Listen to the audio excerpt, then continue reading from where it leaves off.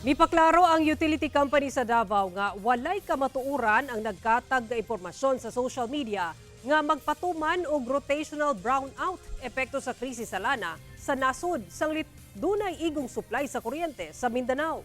Ani ang report ni Argil Relator.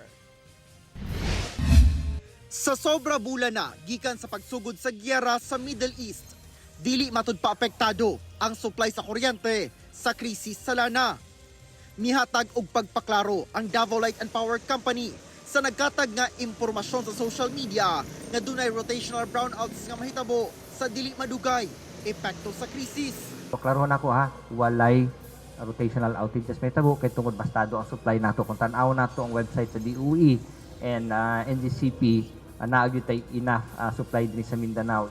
Gani ang sobra nga kuryente sa Mindanao ginapadala aron madugangan ang supply sa kuryente didto sa Visayas. In fact, ang Mindanao gani nagahatag pa og kanang kuryente, no? Excess power nato, sobrang kuryente nato dito sa Visayas region.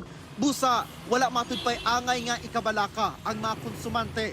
Ang Davao Light dunay mga kontrata sa power plants sa Mindanao. Gani gawa sa renewable, hapit 50% ang gikan sa non-renewable sources sa kuryente. Ginalantaw sab sa Davao Light nga wala pay epekto sa presyo sa kuryente ang krisis sa lana. Kung duna man daw, gamay ra kini. Kauban si Melchor Awing sa kamera. Ako si Argil Relator. 1 Mindanao.